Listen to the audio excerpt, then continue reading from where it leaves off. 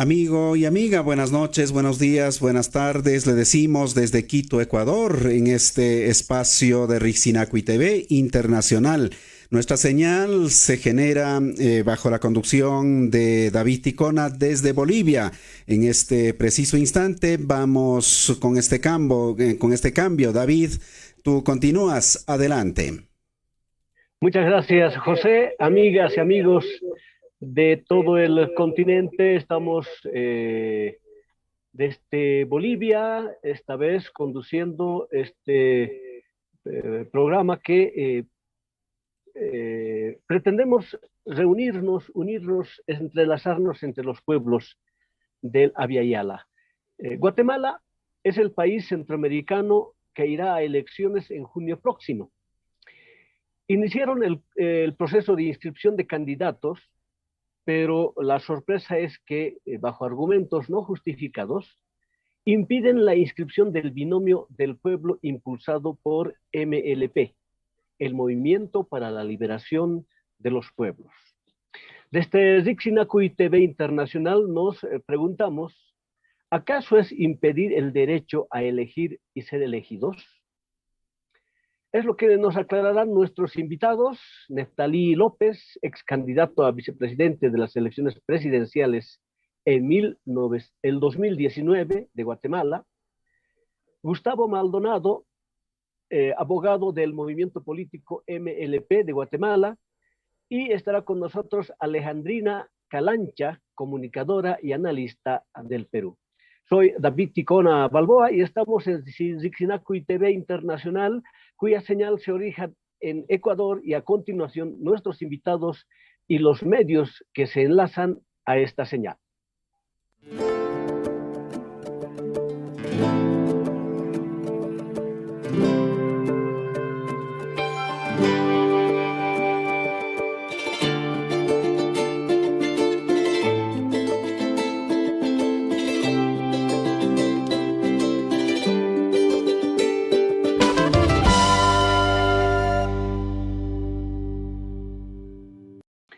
Bien, vamos a hacer la primera pregunta a la hermana Alejandrina Calancha, comunicadora y analista del Perú.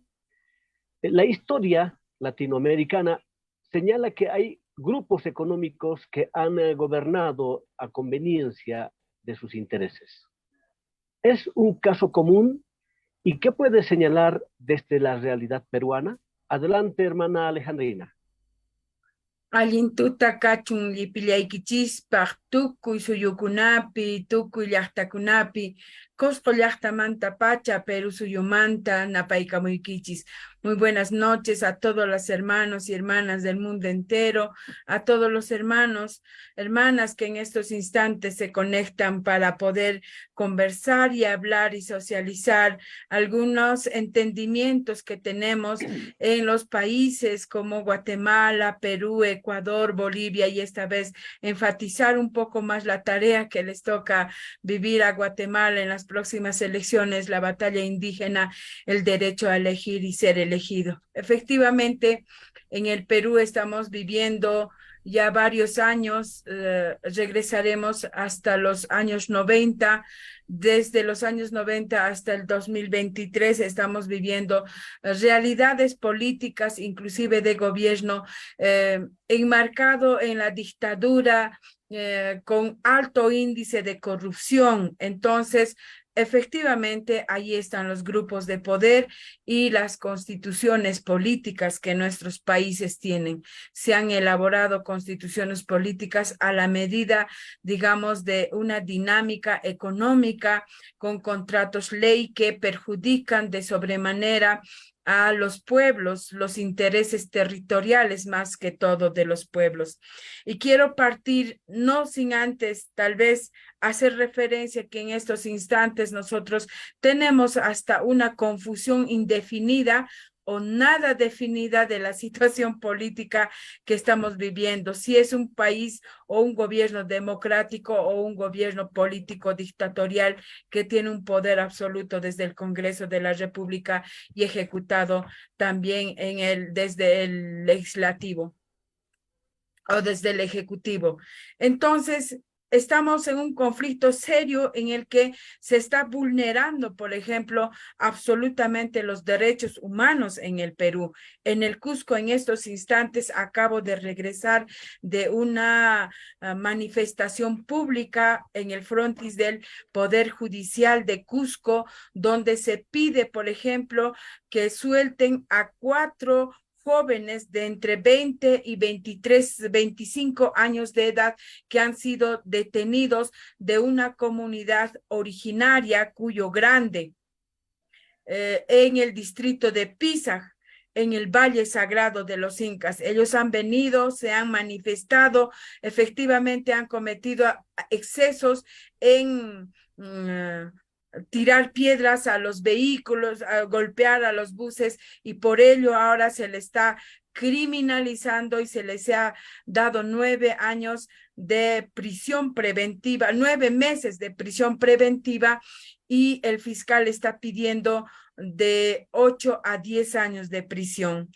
No es igual el juzgamiento, por ejemplo, de otros grupos de jóvenes, de ciudadanos que se han organizado prácticamente en el Perú a la par del juego político que se está viviendo, a la par de las cosas que desde las organizaciones políticas, desde los partidos políticos y desde el ejercicio mismo del poder económico, de los poderes de gobierno que tienen en el país. Y entonces hay organizaciones, por ejemplo, como en este caso organizaciones identificadas ya como la resistencia, la insurgencia, los combatientes, los patriotas, los polos blancos, que son agentes que sirven para el contrachoque de la población que en esos instantes se está movilizando en el país.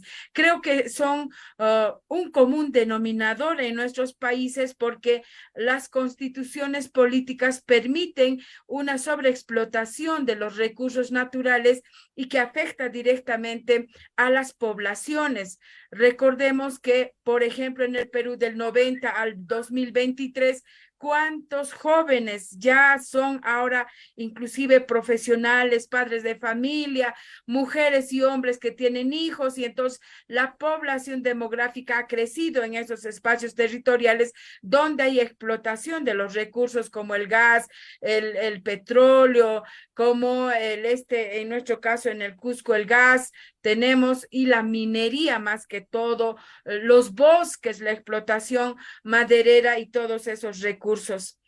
Son similares nuestras situaciones, compañeros David, Gustavo, Neftalí, para quienes también están ahí, José Atupaña y todos quienes siguen esta conversa de esta noche. Quiero partir con esto y para un poco también continuar con esta conversa.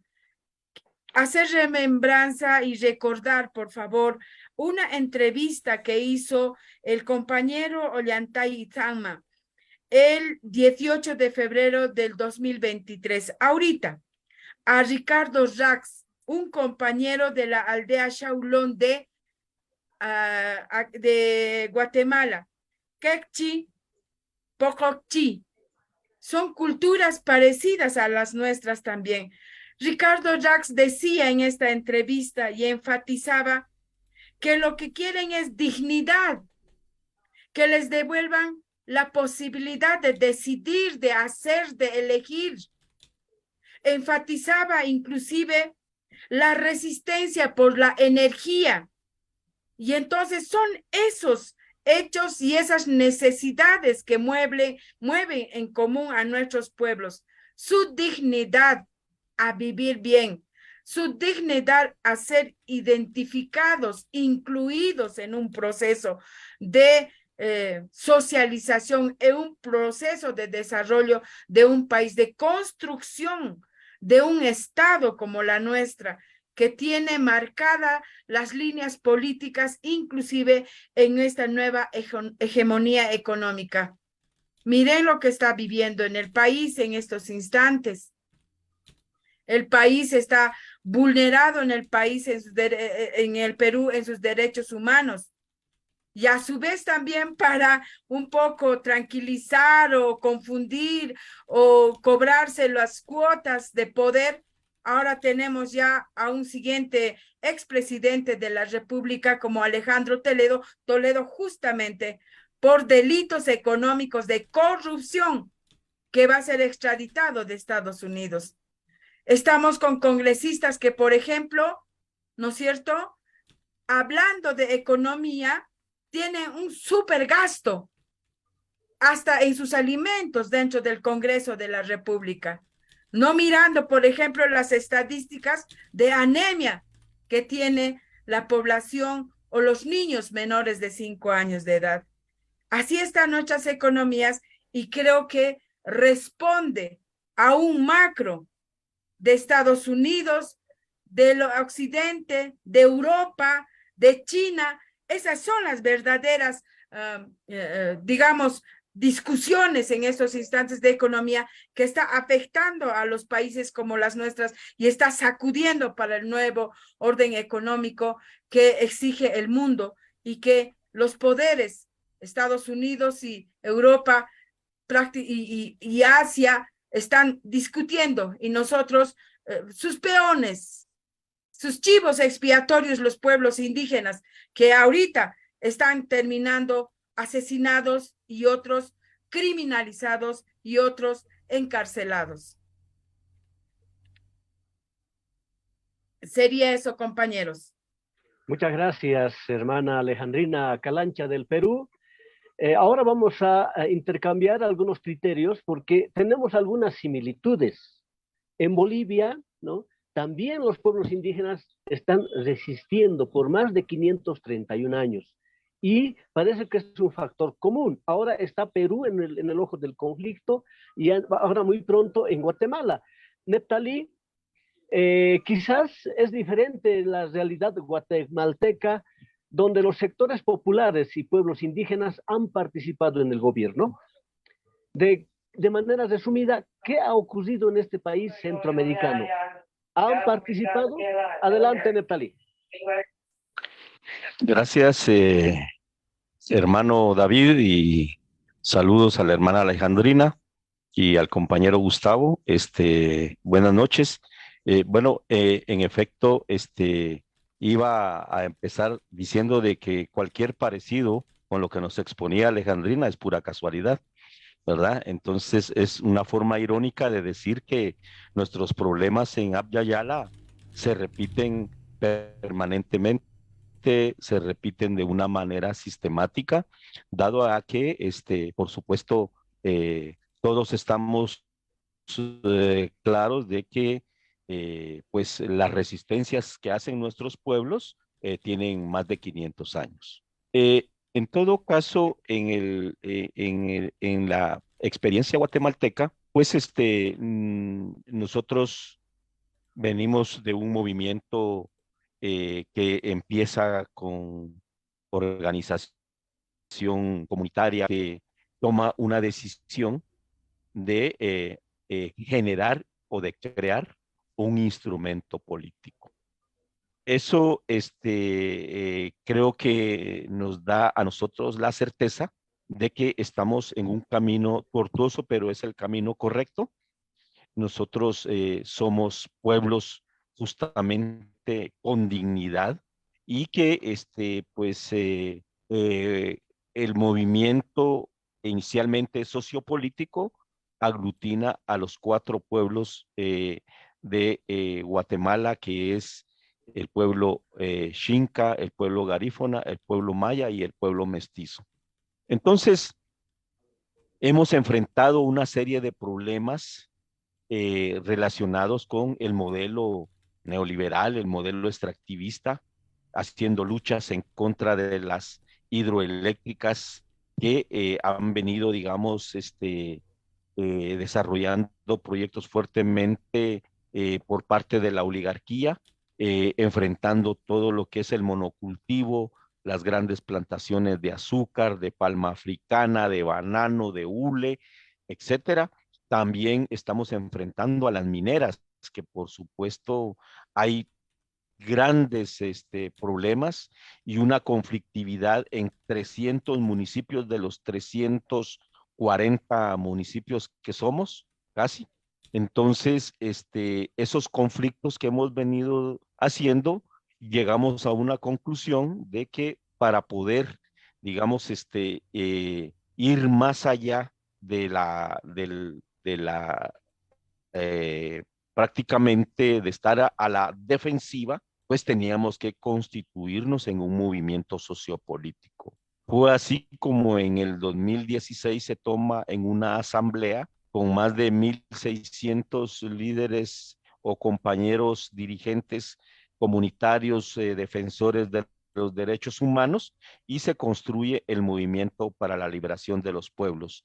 Eso llevó un proceso con, digamos, pocos recursos, con limitaciones, pero se logró, digamos, hacer el movimiento político, el Movimiento para la Liberación de los Pueblos, y entonces tuvimos que participar en el 2019, que fueron las elecciones pasadas, en la cual, después de todo un esfuerzo, de una serie de obstáculos que nos ponía el Tribunal Supremo Electoral, que es la instancia relacionada con el tema, pues entonces justamente logramos participar con menos tiempo de campaña, con menos recursos, invisibilizados por los medios corporativos, pero la sorpresa de ese momento fue que de 26 partidos políticos quedamos en el cuarto lugar. Eso, digamos, fue sorpresivo para la oligarquía del país, digamos, a pesar de que hay que decirlo también que hubo fraude electoral, y por eso de todos los votos nosotros apenas, de todos los votos a nivel nacional, apenas pudimos nada más obtener una curul en el Congreso de la República, cuando partidos que con la cantidad de votos que nosotros sacamos ingresan hasta 10 y 12 diputados. Entonces, nosotros denunciamos públicamente ese hecho, y después de la denuncia nosotros hicimos recorridos de nuevo con los territorios, agradeciéndole a los pueblos. La gente nos recibió muy bien, sorpresa para nosotros de que había estructura en lugares donde no lo sabíamos, la gente estaba dispuesta, y entonces prosiguió el momento político electoral. Pero en eso, digamos, nosotros como movimiento político, social político, tenemos una gran ventaja, que nuestro periodo no se circunscribe a un tema electoral. Entonces hicimos todo el proceso de nuevo, nuestro movimiento fue creciendo, y la verdad es que se llega al proceso electoral en el cual estamos en el preproceso, y digamos estamos en la etapa prácticamente de inscripción de los candidatos, pero resulta que entonces ahora nos niegan la posibilidad de inscribir a nuestro binomio, ¿verdad? Que es la compañera Telma Cabrera, que es Maya Mam, que vive en el área rural, específicamente en Retaluleu, y de nuestro compañero Jordán Rodas, que es el ex procurador de los derechos humanos. Entonces, estamos en esa batalla, en esa lucha que justamente pues hemos decidido hacer el proceso tal y como lo exige la ley electoral y de partidos políticos, y también pues por supuesto sabiendo de que las condiciones jurídicas no son las más adecuadas para nosotros, pues también hemos recurrido a nuestras acciones político-organizativas y de movilización. Entonces estamos en esa batalla en este momento, pero a todas luces, por supuesto que el problema no es el procurador, como ellos lo señalan, el ex procurador, perdón, no es Jordán Rodas, tampoco es la compañera Telma, sino el gran miedo que tiene la oligarquía en este momento es que nosotros hemos logrado paulatinamente, poco a poco, ir incursionando en las estructuras de poder, y hemos logrado constituirnos en un poder popular, poder originario, comunitario, plurinacional, que nos coloca ahora en una lucha de tú a tú con los partidos de la oligarquía. Y ese es el temor que eso. Yo ahí la dejo para que podamos seguir después dialogando. Si no, me voy a extender más de la cuenta. Gracias.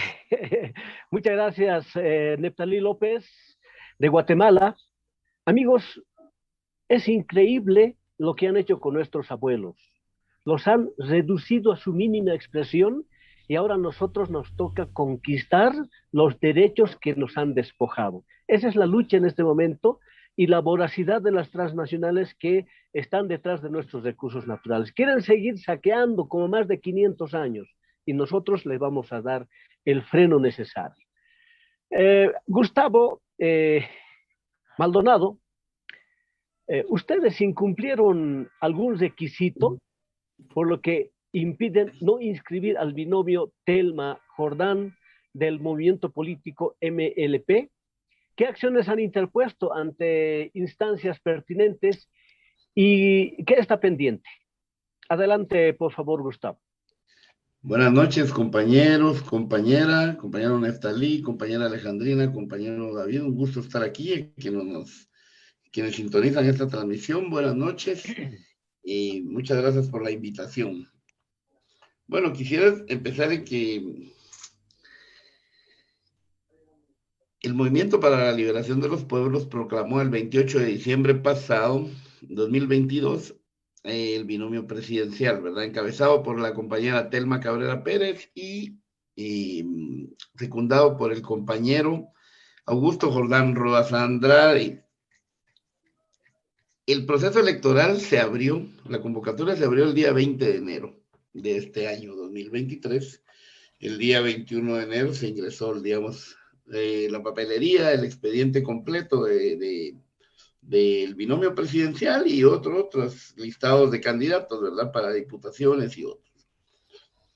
El día 28 de enero recibimos la notificación esta papelería se ingresa ante el Registro General de Ciudadanos.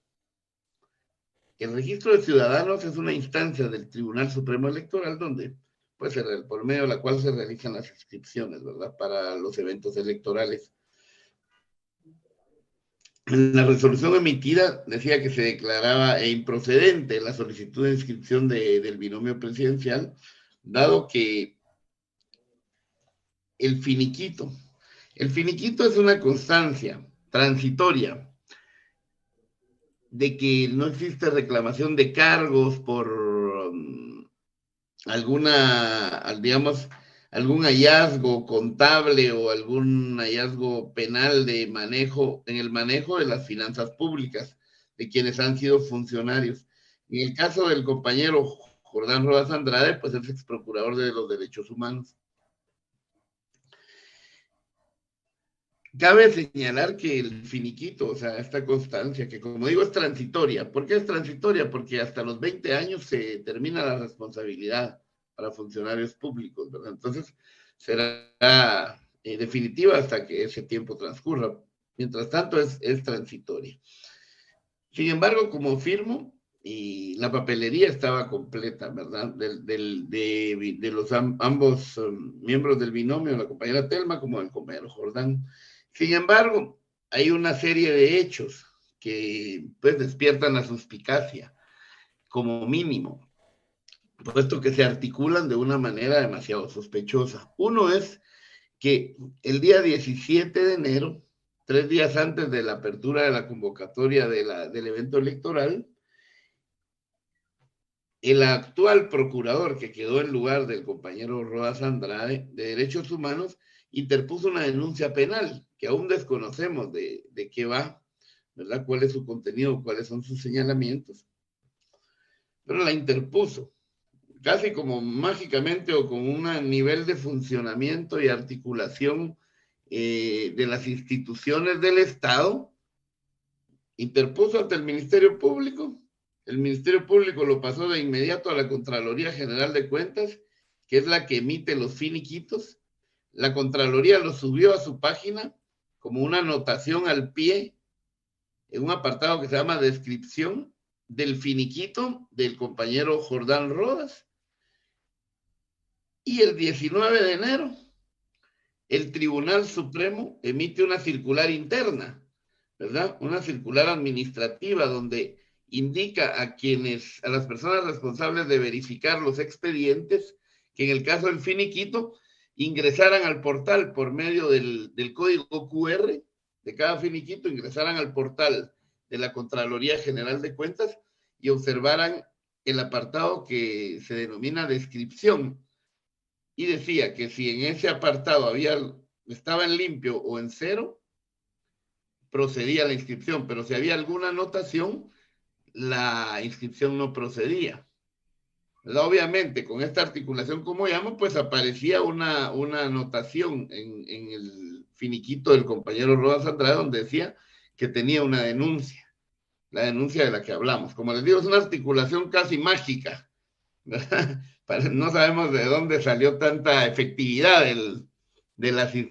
y articulación, coordinación de las instituciones, ¿verdad? Que genera suspicacia. Dado esto, pues nos devuelven. Entonces, bueno, hacemos el análisis del caso y miramos que primero es una disposición ilegal, ¿verdad? Porque los requisitos están establecidos. Y una denuncia no constituye la prueba de un hecho, ¿verdad? Si no existiría se rompería la seguridad jurídica, porque cualquiera podría denunciar a cualquiera de los candidatos, a 1000 candidatos, y solo por el hecho de haber sido denunciados no participarían. Entonces, esta es una simple presunción, una denuncia que se tiene que verificar por medio de un proceso. Entonces, se rompen dos principios fundamentales. Uno es el principio de legalidad, que toda persona debe ser juzgada por una ley previa con un tribunal preestablecido, ¿no? O sea, por los mecanismos establecidos. En este caso, pues no se ha determinado por los mecanismos establecidos que el compañero Jordán Roa sea culpable de algún manejo inadecuado de fondos o etcétera, ¿verdad? Solo existe la presunción materializada en la denuncia. En segundo lugar, el principio de presunción de inocencia. Toda persona es inocente hasta que no haya sido citado, escuchado y vencido en un juicio, como digo, ante juez competente con una ley preestablecida. Esto no puede ser roto por una circular administrativa. La circular administrativa no tiene ni siquiera la jerarquía de una norma reglamentaria, mucho menos de las normas ordinarias y constitucionales y de los tratados en materia de derechos humanos suscritos por Guatemala, que son las normas que regulan el proceso electoral, ¿verdad? Sin embargo, pues es obvia aparte de ser obvia la ilegalidad, pues es obvia el deseo de entorpecer la participación de los pueblos. En dado caso, nosotros interpusimos entonces el recurso de nulidad, que es lo que procede según el artículo 246 de la ley electoral, ante la misma autoridad que es recurrida, pero esa autoridad lo eleva al Pleno de Magistrados del Tribunal Supremo, que en su resolución volvieron a denegar esto. Entonces, según la ley electoral, o sea, ellos ratificaron lo que había dicho el otro funcionario de rango inferior, ¿verdad?, de la misma institución. Entonces, según el artículo 248 de la ley electoral, lo que procede es la acción constitucional de amparo en materia electoral, cuyos tiempos obedecen al principio de celeridad, ¿verdad? Son más cortos porque es un proceso electoral que lo que es un amparo normal. Entonces nosotros nos encontramos, y procede ahorita ante la Corte Suprema de Justicia, por la jerarquía del caso, ¿verdad? Que es el Tribunal Electoral. Entonces, en este momento nos encontramos en ese proceso, ¿verdad? En el proceso de espera de la resolución definitiva de la Corte Suprema de Justicia, en cuyo caso ellos pueden ordenar que se nos inscriba, o sea, otorgarnos el amparo y ordenar que se nos inscriba, o una sentencia en la cual nos denieguen el amparo. Entonces nos atendería a nosotros el derecho a interponer un recurso de apelación ante la Corte Constitucional, ¿verdad? Pues yo lo dejaría por ahí, por el momento, para que sigamos conversando. Gracias. Muchas gracias, Gustavo. ¿Cómo es posible que grupos minoritarios de poder no permitan la participación de los pueblos, ¿no? Y me imagino que también ustedes van a enervar, ¿no?, la Declaración de las Naciones Unidas sobre derechos de los pueblos indígenas. Tenemos derecho a participar con nuestros propios candidatos, no pueden hacer lo que están haciendo. Amigos, Está usted en Rixinacuy TV Internacional, la señal que se genera desde Ecuador. Vamos a identificar nuestro medio y enseguida volvemos.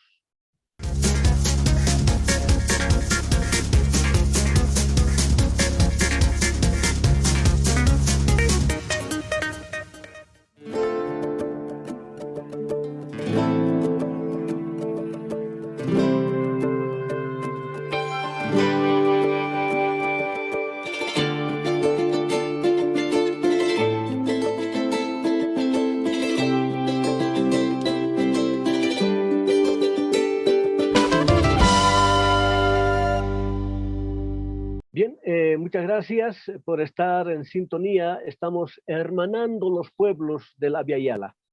Una pregunta para Alejandrina. Desde el poder, cuando reclaman que atiendan las demandas del pueblo, vociferan que se presenten a elecciones, ganen y sean gobierno. Cuando efectivamente participan en la vida político-electoral, resulta que no son impedidos de participar siquiera y de diferentes maneras. ¿Solo son palabras o qué se esconde detrás de estas actitudes? Adelante, Alejandrina, por favor. Mira, creo que una vez más nuestras historias de la Abya Yala y aquí de Bolivia, Ecuador, Guatemala, que estamos presentes, se entretejen y son las mismas. Lo que dice el compañero Gustavo, también lo estamos viviendo ahora nosotros. Una alta maño sería manipulación política. De hecho, agarrado con el instrumento constitucional, el reglamento congresal, se agarran como la Biblia y lo ejecutan a su medida.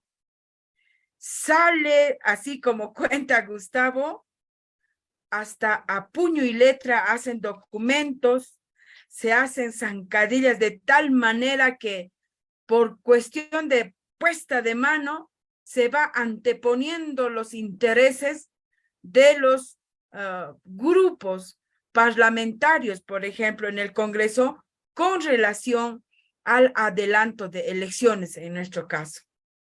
Y entonces hay unos juegos y unos movimientos políticos que van tirando y aflojando entre ellos, de modo que los novatos congresistas que ingresan de los otros partidos, que representan a la población directamente, al ciudadano de a pie, a los pueblos indígenas, a las comunidades campesinas, a las organizaciones sociales, como son nuevos, aquellos que tienen años dentro del Congreso, de hecho, de un bocado, se los absorben y van anteponiendo, y la única forma de justificar esa maña y mañosería política es, esto es democracia.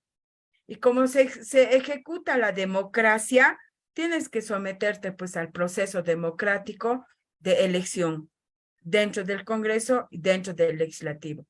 Esa es la misma posición del Ejecutivo que asume también en estas circunstancias la presidenta de la República, Dina Boluarte, y dice que su gobierno es democrático. Y así es como cada vez que ella sale a manifestar sus discursos, enfatiza, vas a ver, 3, 4, 10 veces para que se crea ella misma y hacer creer a la gente que lo que dice es verdad. Entonces va a decir, mi gobierno, en mi gobierno, ¿no? Entonces, mientras la lectura de la población es otra.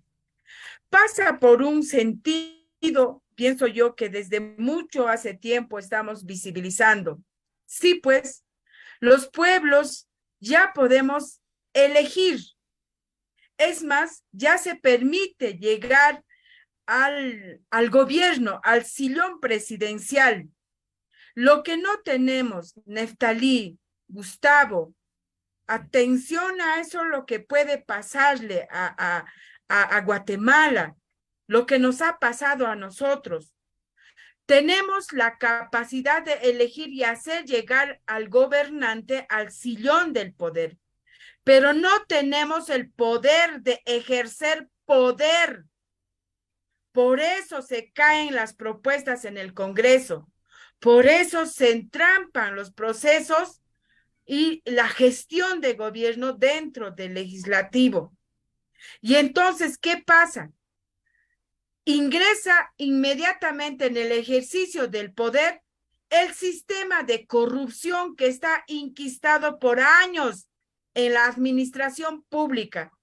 Y aparecen personajes como funcionarios, asesores, especialistas, ministros, viceministros. En la escala jerárquica de la administración del Estado aparece gente corrupta porque no estamos preparados, por ejemplo, como en el Perú, ¿no es cierto? Los ciudadanos de las distintas poblaciones, de los distintos pueblos originarios, nacionalidades, sin una determinación quizás de izquierda o derecha, que solo estamos hablando de, digamos, en nuestro caso, 55 pueblos originarios que quieren ser visibilizados en la administración y gestión del Estado, del gobierno, compartir el poder, pero no se ejerce ello. ¿Por qué? Porque hay gente que inmediatamente ingresa al sistema y empieza a generar la gran corrupción y entran en delitos de administración pública. Mírate, con toda esa movilización político, social y de violación, clara violación de los derechos humanos que estamos viviendo ahorita, violencia política desde el Estado, desde el gobierno, nos estamos dando cuenta que dentro de la administración de la justicia no hay profesionales hijos del pueblo dentro de la decisión de la administración de la justicia. Los jueces y los fiscales los fiscales y los jueces están administrando justicia, inclusive obviando los convenios como el convenio 169 en materia de pueblos originarios, de pueblos indígenas. En el caso de la administración, en la administración pública, ¿quiénes son los gerentes? ¿Quiénes son quienes asumen a los cargos de escala mayor de decisión política? No están digamos, los ciudadanos de a pie, los profesionales. ¿Y cómo se rompería, cómo se quebraría esas falsas y también mañosas convocatorias con currículum vitae?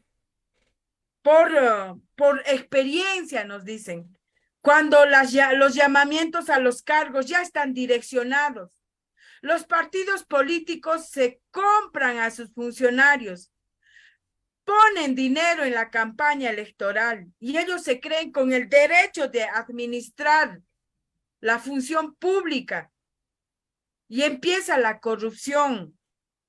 Yo creo que en estas circunstancias hay que cuidar mucho a Telma, decíamos, y al binomio. Hay que cuidar mucho porque una vez que se logre, como Neftalí explica, ya hay la diferencia entre el Perú y Guatemala sería en todo caso, como estamos hablando ahora, ya el movimiento para la liberación del pueblo ya ha avanzado desde las comunidades, ya la gente se ha entretejido, ya se siente dignificado, ya se siente participativo. En cambio, en nuestro caso no. Se ha enarbolado banderas ajenas y se ha tal vez apoyado en los intereses de la izquierda que finalmente traiciona los intereses reales de los pueblos originarios, de los pueblos indígenas. Y entonces necesitamos que ahora eso se tome, se considere, se visibilice. Ahí está el meollo del asunto. ¿Por qué? Porque ustedes sí han organizado, si el instrumento político lo están avanzando, creo yo que hay un avance enorme en el que se debe fortalecer, pero se debe de cuidar todos los flancos, política, social, económicamente, más que todo, políticamente se tiene que cuidar, porque si no se va a correr el mismo destino que en el Perú. No, o como en Bolivia vivimos ya, David, no se quiso aceptar a Evo Morales. No se ha aceptado a Pedro Castillo y se ha hecho de todo. El Congreso cada semana llamaba a un ministro, a otro ministro, para interpelar. Había la prensa nacional estaba enfocada a las investigaciones de tales cuales, o sea, hasta quién entraba a las oficinas a conversar. Hoy día no tenemos, no alcanzamos a esa información. No tenemos. Entonces, son experiencias que creo yo debes tomarse en cuenta de los actores directos de la política, la gestión política, porque si no, acuérdense que ustedes están más cerquita a Estados Unidos que nosotros en el Perú. Entonces, miren cómo está en estos instantes la realidad en el país. Me decían moneda de cambio, creo, esta tarde cuando conversábamos. Toledo, así, de la noche a la mañana ahora, va a ser extraditado de Estados Unidos al Perú por las denuncias de corrupción. Hay esas cosas que se están entretejiendo en materia política. Ustedes, señores políticos, yo como comunicadora, mi apreciación, mi observación, mi observancia, ustedes, señores políticos, están en la tarea fuerte de cuidar esa columna vertebral del binomio del MLP. Gracias, hermano David. Sí, muchas gracias, hermana Alejandrina. De verdad, en Bolivia ya hemos palpado de construir un instrumento político, ¿no?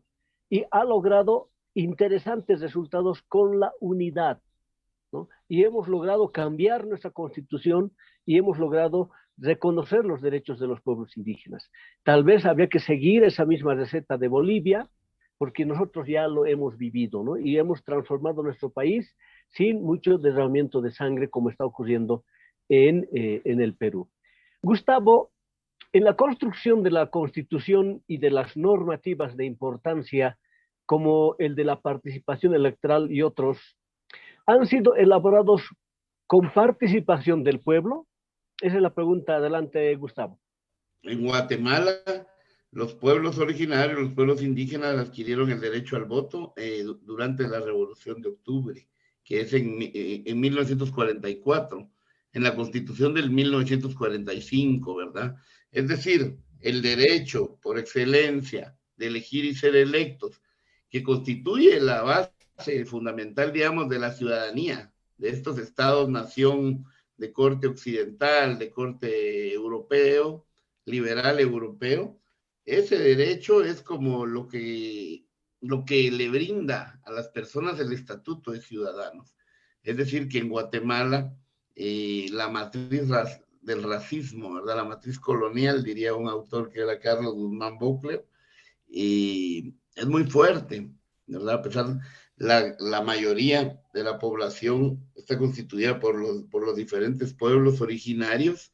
El derecho al voto se adquirió, o sea, el Estatuto de Ciudadanos, hasta el 1945, ¿verdad? Entonces eso nos da una idea de lo que sucede en este país.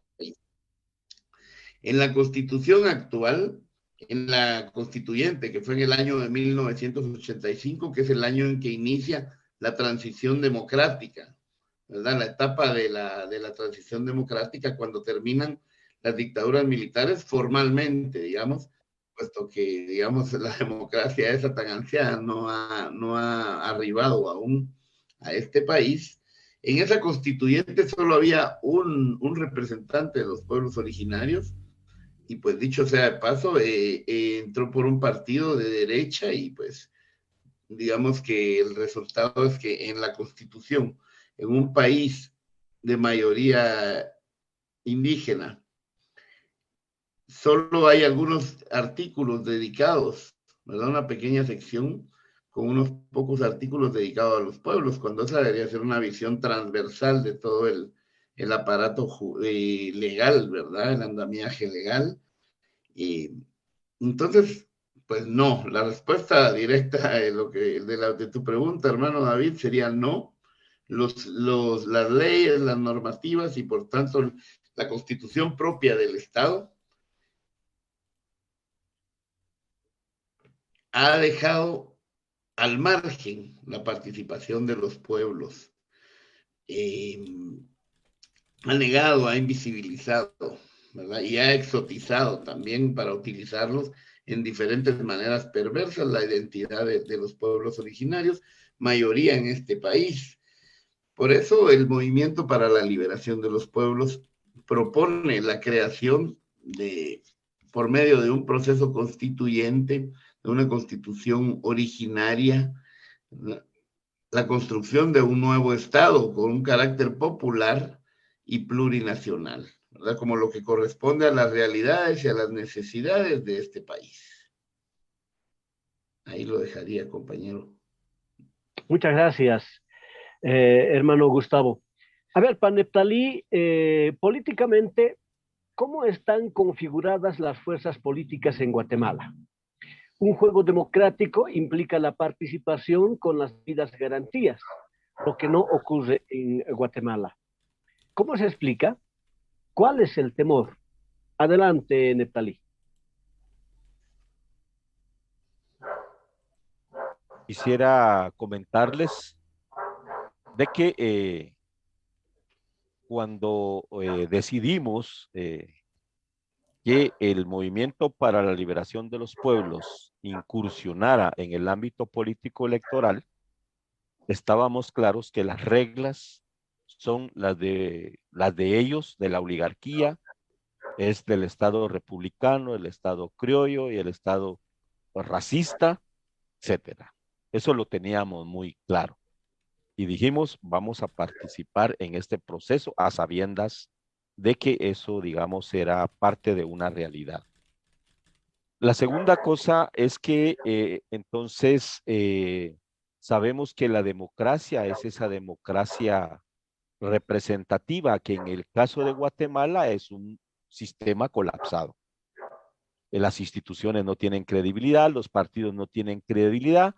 Por esa razón, nosotros no nos hacemos llamar partido, nosotros nos hacemos llamar instrumento político de los pueblos.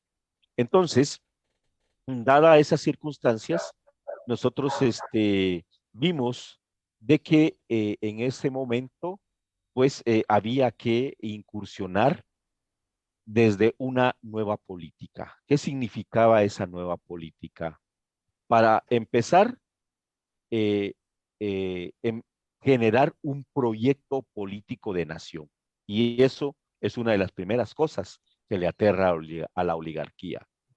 Segundo, que nosotros teníamos la posibilidad de crear un instrumento político y con esa otra razón ya, digamos, le atemoriza a la oligarquía. Y la tercera es que el liderazgo de la compañera Telma, que ella por años ha recorrido los territorios del país, ha tenido esa vivencia y ese contacto directo con los pueblos, pues es una tercera cosa que ha sido objeto de preocupación, no solo de la oligarquía como tal, sino inclusive hasta del mismo patrón, como dice nuestra hermana Telma, se refiere a los Estados Unidos, ¿verdad?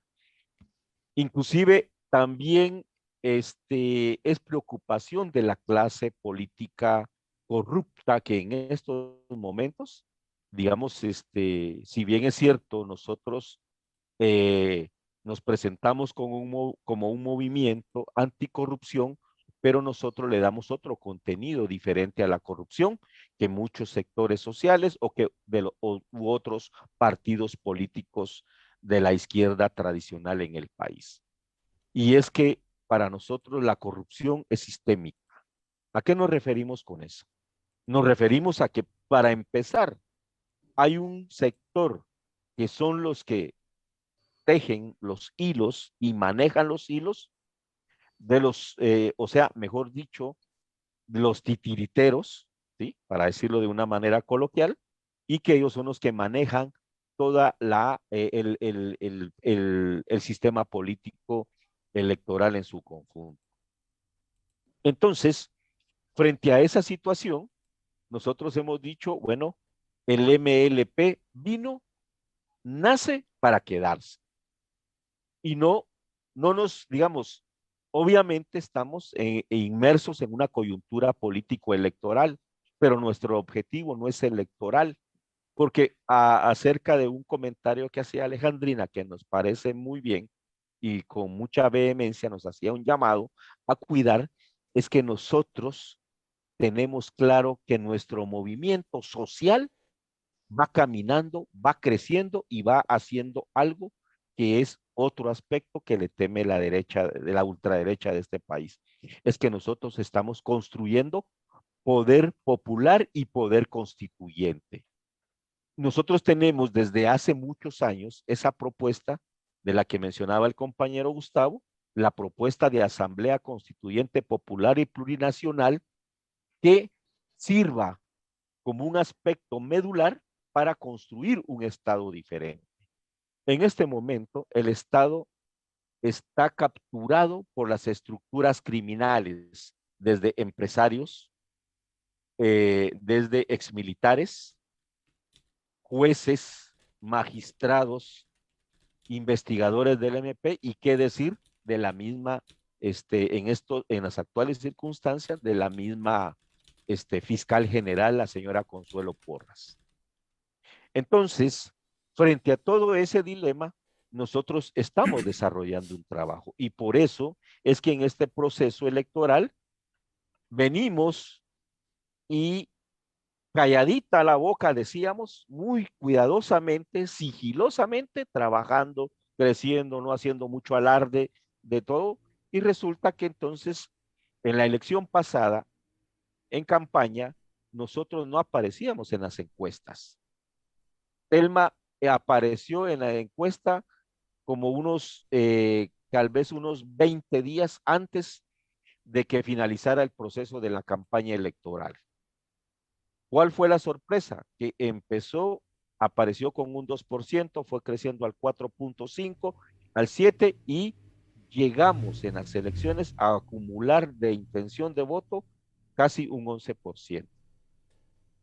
Pero resulta que en estos 3, 4 años que hemos caminado y que hemos transitado, el movimiento ha crecido de manera vertiginosa y hoy por hoy Telma aparece en las encuestas de ellos, no las de nosotros, porque, bueno, no hemos hecho encuestas porque no tenemos los recursos para hacerlas, pero ella aparece entre el primer y tercer lugar de intención de votos en un momento donde apenas se está, digamos, en proceso de inscripción. Prácticamente, el sector empresarial ve que nosotros podemos ganar las elecciones. Y como ellos han dicho, que somos una propuesta diferente. Claro, nos dicen que, por supuesto, que los guatemaltecos tengan cuidado con nosotros porque podemos hacer de Guatemala una Venezuela, una Nicaragua, una Bolivia y etcétera, ¿verdad? Lo cierto es de que la gente en este país, pues hay un buen segmento de la población que está harta de esos, ¿cómo se llama? De esas falsas campañas, de esas mentiras que difaman al movimiento y que los medios corporativos de comunicación la replican constantemente, ¿sí? Y nosotros, pues por supuesto, a eso nosotros hemos adherido estrategias claves como la de organización, la estrategia de comunicación intercultural comunitaria, el tema de la formación política y el tema de la movilización. Entonces, esas 4 estrategias nos han ayudado a ir avanzando en la construcción del poder popular, que por supuesto falta mucho camino que recorrer, pero creemos que vamos avanzando. En este momento, entonces, creo que mucha de la población hace eco de nuestra propuesta porque la gente ha empezado a decir que el Estado de Guatemala no existe para los pueblos. Y cuando existe es cuando llegan a reprimir, llega la policía, llegan los investigadores del Ministerio Público a levantar las actas y a criminalizar a nuestros defensores de los derechos del territorio, de la madre tierra y de los derechos humanos. Entonces, otros sectores dicen que definitivamente este Estado sugieren que además de colapsado es un Estado fallido.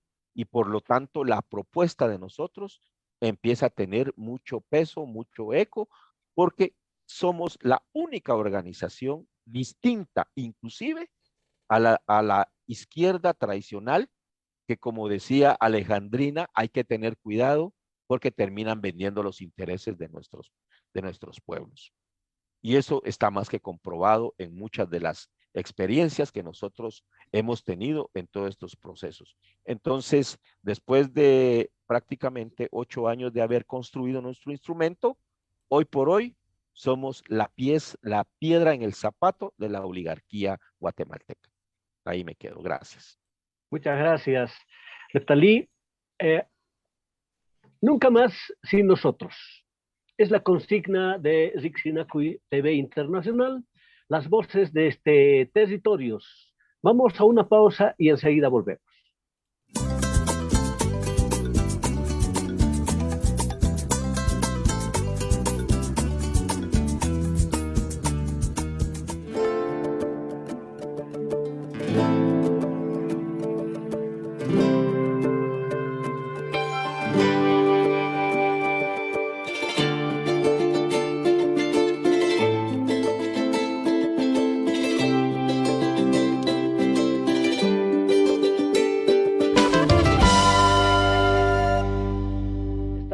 Ya prácticamente ya hemos sobrepasado el tiempo. Vamos a ir en la pregunta a la respuesta, por favor.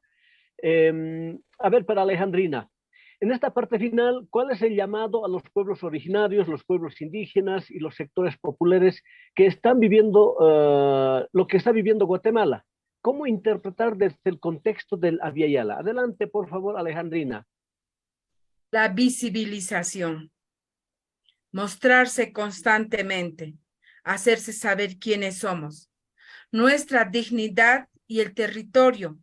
Eso es lo que deben tomar en cuenta los pueblos indígenas, los pueblos originarios, participar, preparar a los hijos, preparar para la acción política.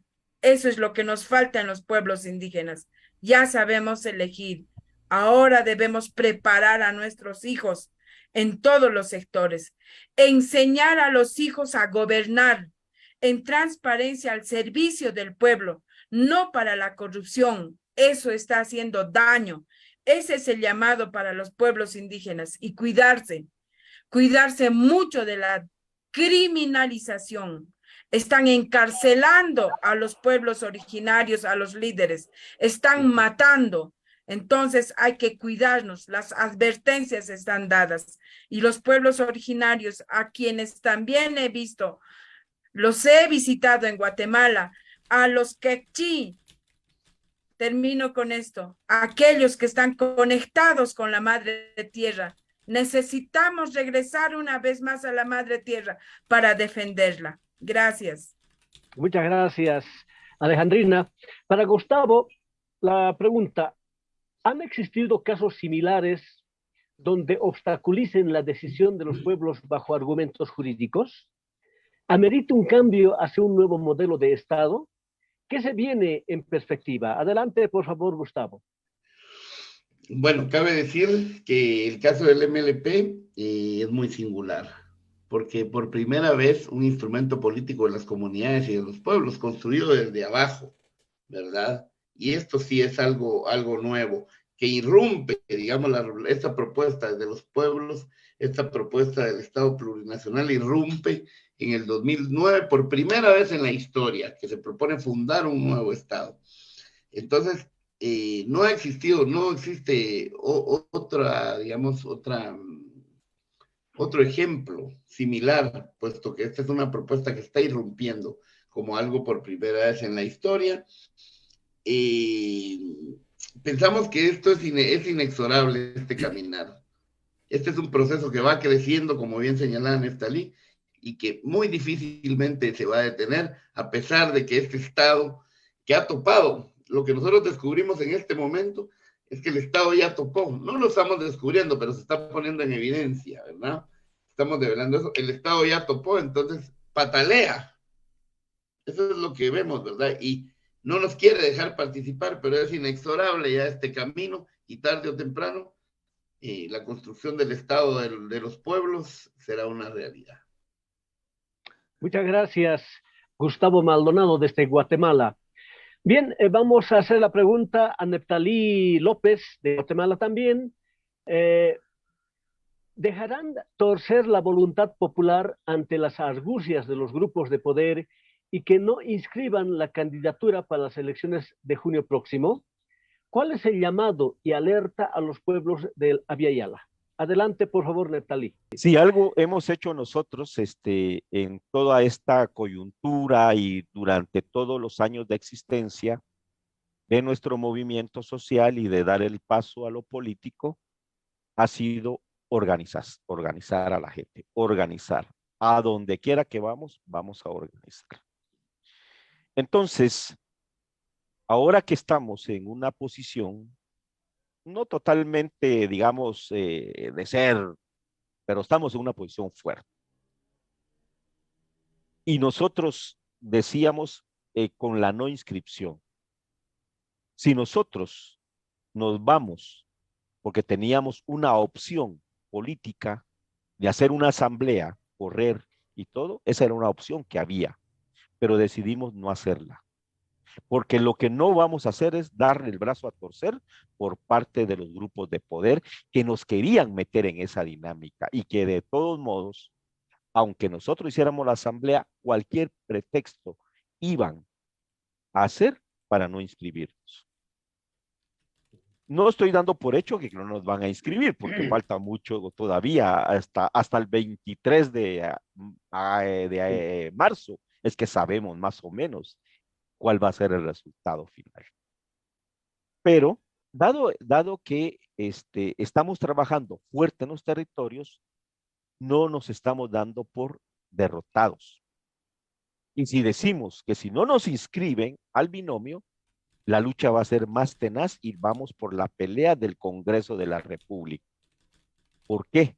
Porque ahí es donde está incrustado el crimen organizado de este país. Además, no nos van a detener.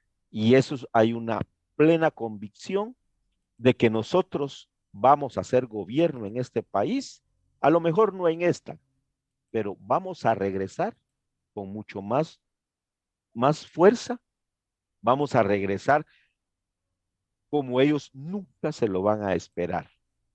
Porque justamente aquí el tema es que nosotros los desafiamos, nos quisieron meter en su estrategia, no pudieron, pero más bien ahora nosotros estamos ganando la partida. Hemos aparecido en las redes sociales, hemos aparecido en los medios de comunicación que nunca digamos, dan espacio. Ahora hemos sido visibilizados con páginas enteras de los medios y propaganda gratis, como decimos nosotros. Entonces, vamos en el camino, estamos en la lucha no es solo electoral, lo electoral es una coyuntura, porque nosotros, nuestro proyecto es de transformaciones profundas, y eso, todos los compañeros comunitarios, nuestras hermanas, nuestros hermanos defensores de derechos, los hermanos que están en los territorios haciendo sus luchas, no nos van a detener. Quiero terminar con esto. Desde que empezó el movimiento del MLP, a esta fecha nos han asesinado 25 compañeras y compañeros. Y cuando eso pasa en un territorio, surgen otros más compañeros organizados, y ahora tenemos una gran ventaja, que nuestro proyecto está tocando las puertas de los sectores urbanos, profesionales, intelectuales y de la academia. Así que vamos patria caminar. Muchas gracias, Neftalí López de Guatemala. Vamos a una breve pausa y concluir con este programa que lo hemos dedicado para averiguar sobre lo que vive el pueblo guatemalteco. Recuerden que es Rixinacuy TV Internacional, la señal que se origina desde el Ecuador.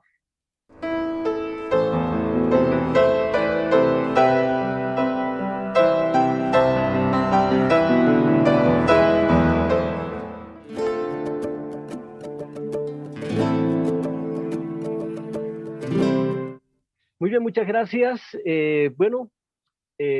Ha sido un gran placer contactarnos, enlazarnos, y nos damos cuenta que tenemos los mismos problemas. Por ejemplo, el pueblo aymara está disgregado en tres repúblicas: Perú, Bolivia, más bien en cuatro: Perú, Bolivia, Norte Argentina y Norte Chile. Entonces nos han dividido, nos han disgregado, ¿no? Ahí está, nosotros somos los verdaderos dueños de estos territorios y tenemos que recuperar el poder despojado más de 500 años. Y bueno, aquí la cosa es generar, más bien que nos dan, es la tecnología, en esta oportunidad de intercambiar, porque la prensa tradicional, sabemos que los dueños de esos medios son gente que oprime al pueblo, entonces no nos van a dar la cobertura necesaria. Yo creo que nos hemos dado cuenta que tenemos los mismos problemas, los mismos enemigos, y tenemos que unirnos, ¿no? Y solidarizarnos entre pueblos para conseguir la liberación, ¿no? de nuestras naciones. Amigas y amigos, quiero agradecer a Neftalí López de Guatemala, a Gustavo Maldonado de Guatemala también, y a Alejandrina Calancha del Perú. Muchas gracias por estar hermanados. Algún día nos vamos a dar un abrazo así de persona a persona. Hayali, hermanos y hermanas. Haili, Sulpa.